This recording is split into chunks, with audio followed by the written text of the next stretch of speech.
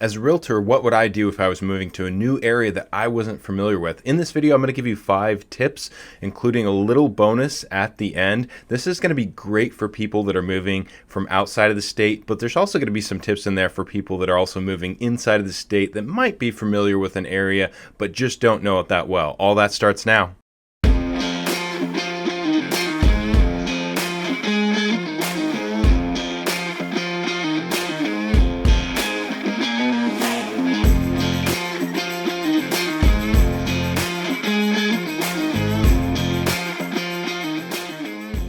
Hey everyone, Seth Marchant with the Home Team Brokers here. Welcome back to the channel, Living in Oregon, or if you're new to this channel, Living in Oregon, you'd like to know more about what it's like to live in Oregon, make sure and hit the subscribe button and tap the bell. That way you'll be notified every time we drop a new video, which is every week. And if you're somebody that's thinking about taking the next steps and moving as licensed real estate brokers, we'd love to help. You can call, text, email, or click the link below in the description if you want to schedule a Zoom with us. All right, let's get into it. Now, hopefully our videos on this channel will be one of the best resources for you, but there's other things online that you can do to better understand a city or a neighborhood. I'm going to get really granular with some of these tips and a little bit broader with others. I know some of you watching might be thinking about moving to Portland or somewhere around Portland. Others that are watching plan to move to Portland. They're just not sure where in or around Portland they want to move. And these tips are going to help you decide some of these things. So first, I've chosen a suburb called Beaverton, which is on the west side of Portland in the Portland metropolitan area. It's a really popular area because there's a lot of jobs out that way. So a lot of people that move here from out of state are oftentimes looking towards Beaverton. So one of the first things I would do is I would go to Facebook. If you don't have a Facebook account, don't really blame you, probably not missing out on much, but it is a great tool to be able to gather some information. If you don't have an account, just go to facebook.com, enter in an email address. You can put a name in there. It doesn't even have to be a real name. Just get an account set up and then just go to the search bar at the very top, search the city that you're interested in or neighborhood. You can get as broad or as granular as you want as far as identifying an area. The bigger the area, typically the greater search results you're going to get, of course. So again, I've chosen Beaverton. You're going to want to filter in your search results down here to groups. And what we're looking for is some sort of city or neighborhood group where people are simply talking about the area or the neighborhood that they live in. So something very similar to this right here, Beaverton, Oregon community page. Has 1.3 thousand members, about 2 posts per day. There is kind of a sweet spot. Some of these groups are huge and have hundreds of posts a day, and it's a lot to filter through. And some of these groups are smaller and just don't have enough content for you really to probably make it worth your while to spend your time digging through some of this stuff. Some are public, some are private. All of the public groups you can actually click just to see what's been currently posted in the group. You don't need to join to actually see the content. Give that a second to load here for whatever reason. If it's a private group, when you click to join, just make sure sometimes there's going to be some questions that they'll want you to ask before the admin will allow you into the group. Make sure you answer those questions or else you won't get in. So what you're looking for in one of these groups, and we'll just pick another one, what you're looking for here, aside from the community groups, is similar groups to actually like this, events and activities.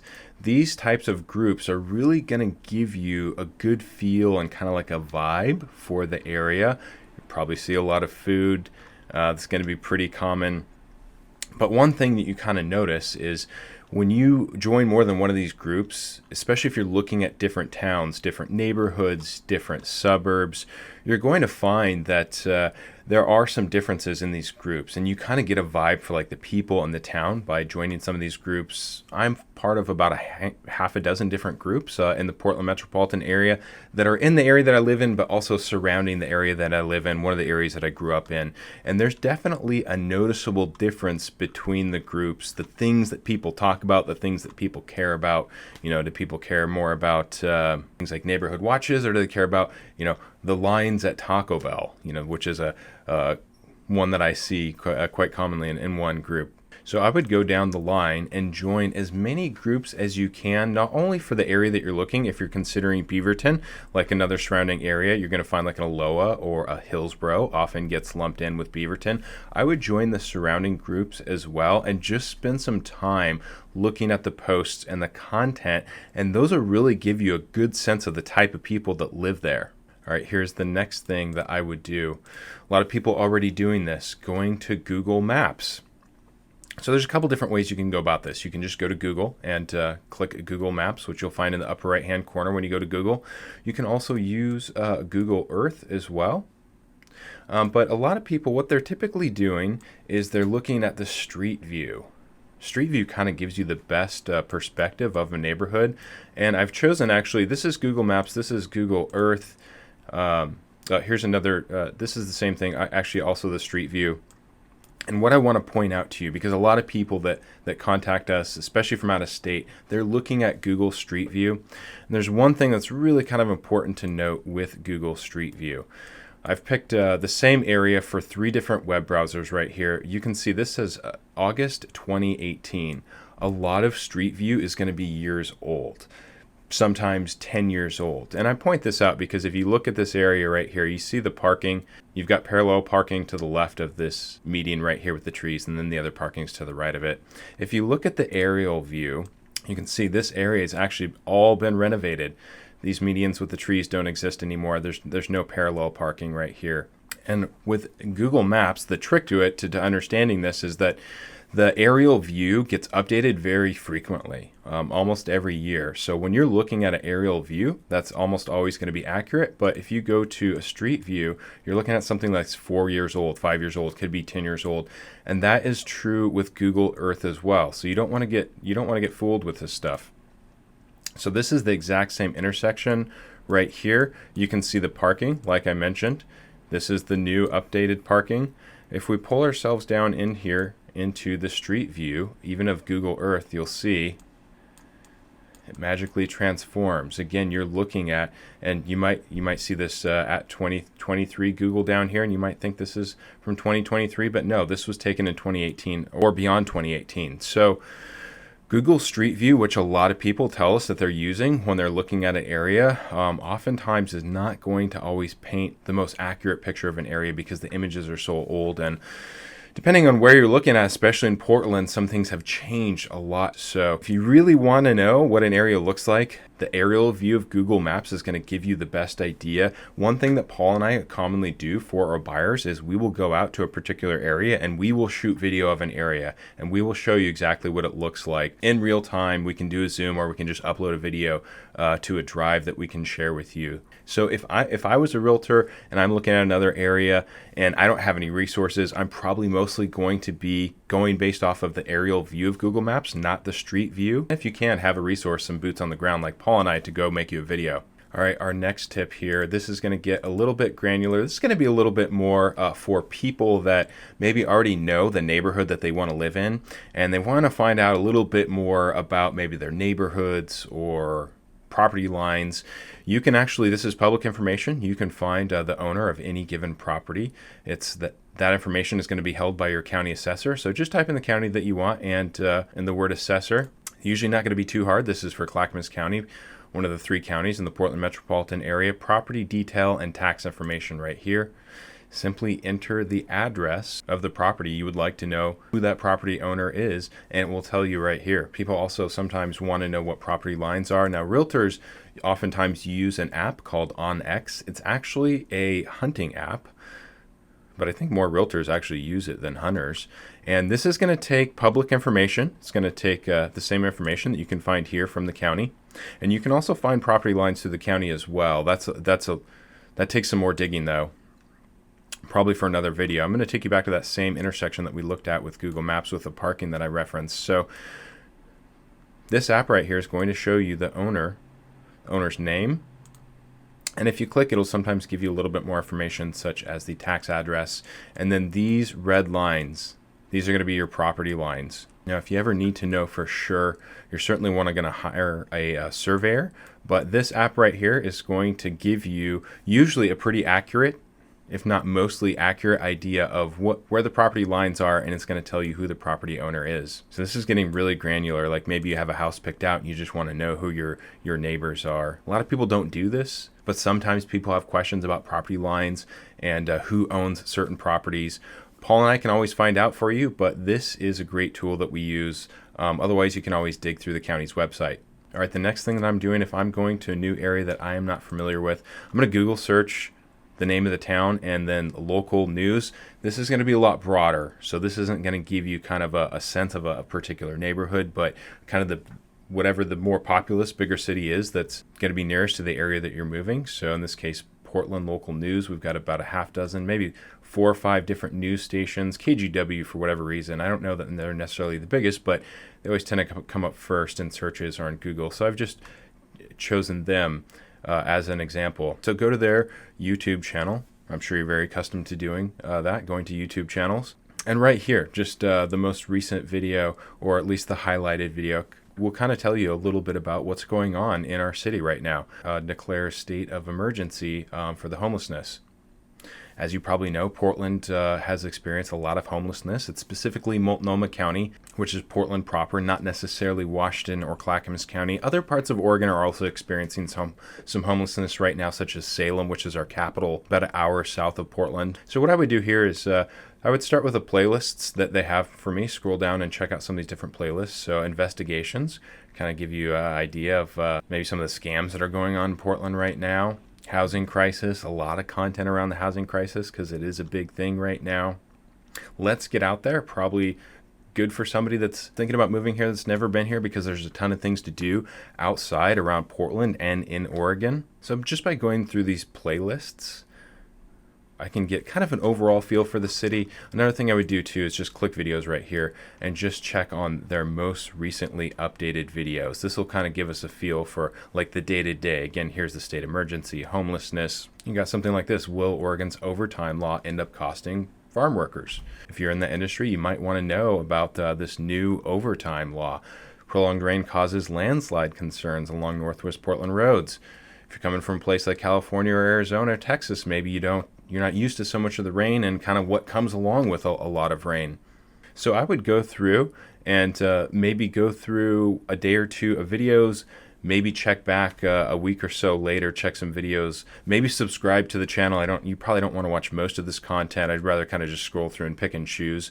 But this is going to give you a real broad sense of the town or maybe a town that you're considering that's near a major town in this new state that you're thinking about moving to.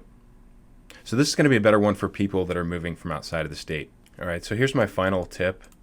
And this comes up because we get asked about this a fair amount, and kind of like the Google Maps Street View thing, people tell us what they're looking at online.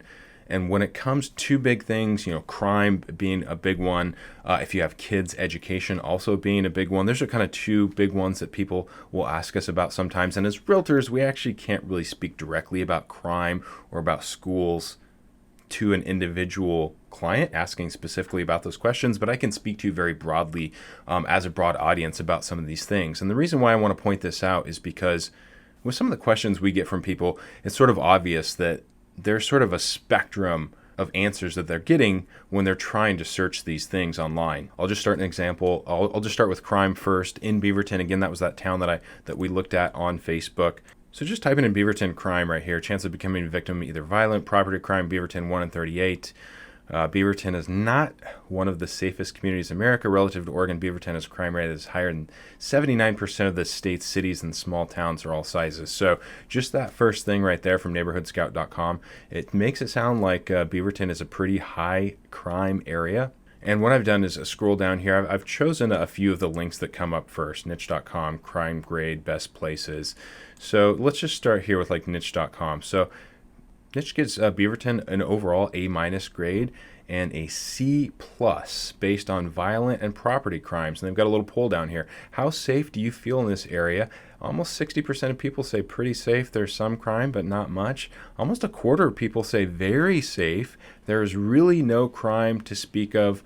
Another 20% say somewhat safe. There's noticeable crime, and there are times I don't feel safe. So if you read this first line right here, Beaverton is not one of the safest communities in America.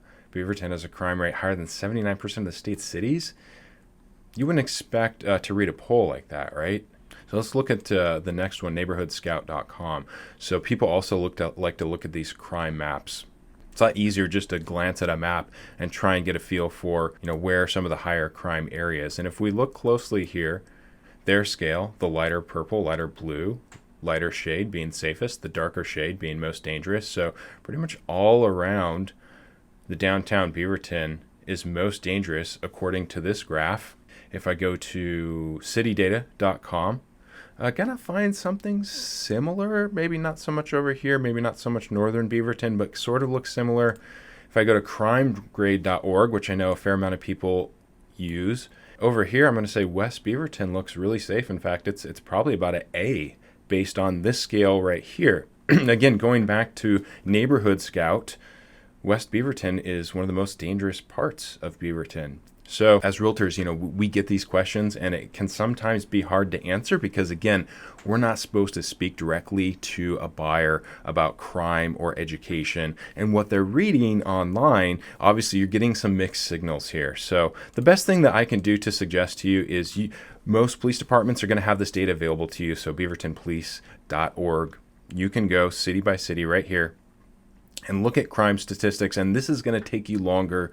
It's not as easy as just looking at a map, right?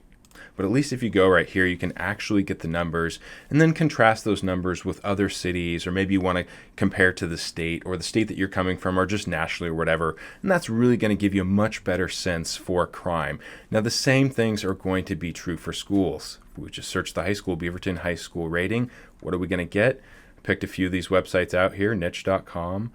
This one I skipped. It's only got one review, not really relevant, but publicschoolreview.com. Let's start with publicschoolreview.com. They rate Beaverton High School a 3 out of a 10. So to me, that sounds terrible. I would think that Beaverton's probably a really bad school. What does niche.com say? It's a B+. First in college prep, A and A-. The worst grade they get is admin, B-, but overall about a B. And then if you look here at neighborhoodscout.com, which we also looked at for crime, same thing here, about a 3 out of a 10. So it's really going to be hard to figure out, just looking at this kind of stuff, is Beaverton High School a good high school? So here's what I would suggest. Similar to the police thing, oftentimes there's going to be data local to you. Oregon Live is our statewide newspaper, the Oregonian. They've got some of the data right here. Common thing to look at to judge whether or not a school is a decent school or not is going to be graduation rates. Test scores is going to be up there as well, but just starting here with graduation rates, 80%, that's right in line with the state. I think the state is 80 or 81%. So according to graduation rates, not the best in Beaverton. These schools are in Beaverton as well. Beaverton is a big area, but Beaverton really, if you're going by graduation rates, probably closer to average. Not the terrible school that some websites have it rated as. So aside from looking up the data, graduation rates, test scores, things like that, here's one tip for you. Here's some things that people don't typically do. You can call the school. Call the school, see if there's an administrator to speak with, schedule a Zoom. Oftentimes there is going to be somebody that's going to accommodate you and willing to talk to you about the school. Now, going this route, of course, it's going to be anecdotal. You're going to run into a lot of bias, but sometimes those anecdotes can really be just as helpful as looking at these statistics. What do they say about statistics? Lies, damn lies, and statistics, right? Statistics can be misleading. They don't always paint the full picture. So I would try and find a few anecdotes. Not a huge anecdote guy. Usually the numbers tell you a lot. But in this case, in my experience, we're trying to find out if a school is a good school or not. The numbers just don't always tell you anything. So look for a few anecdotes. Try and call the school and see if you can speak to somebody at the school. Maybe if there's some other parents. Again, going back to those Facebook groups, there's going to be parents that you can get in touch with. There's going to be like a Parents of Beaverton group. I'm sure there is. There always is. Go join that group. Ask the other parents of the high school. That's going to give you a much better sense than these websites, which their incentive usually is just to sell you something or run ads on the website and get traffic. They're really not incentivized to give you an accurate portrayal of the school itself. And that takes me into my bonus tip, which is going to be something similar. Call the city. You can also call the county, but just like I mentioned at the beginning, you can find the city's website. There's phone numbers on here for people that are willing to speak to you, to give you information if you have questions about zoning, building permits, just kind of anything. I've called a lot of cities. Usually they're pretty happy to speak to you. If you call them enough, bug them enough, sometimes you're going to get a grouch that doesn't want to talk to you for too long or tell you too much. But typically, these people are pretty happy to talk to you. So call the city with any questions that you might have. Now, Paul and I actually do this a lot for clients. If a client has a question about zoning or like adding on or maybe using their rental, or maybe using their property as a short-term rental and they don't know if they can do that in the area. Now, we do advise you to always confirm that with the city, but Paul and I oftentimes do a lot of that legwork and call the city for people. You can have a great conversation with somebody at the city and you can learn a lot, maybe a lot more than you would learn online. So bonus tip for you, call the city, follow some of those other tips. But most of all, if you do have questions and if you're thinking about taking the next step, you can get in touch with Paul and I. You can call us, text us, email us, click the link below in the description if you want to schedule a Zoom. And if you want to see more videos like this, make sure and subscribe. And if this video helped you, make sure and give us a thumbs up. It lets us know we're doing a good job. And if you have any comments, if you have any tips yourself, maybe if you're a local or if you've moved before and you had a really good tip, feel free to drop those in the comments. We always love to hear from you. Until next time, take care, everyone.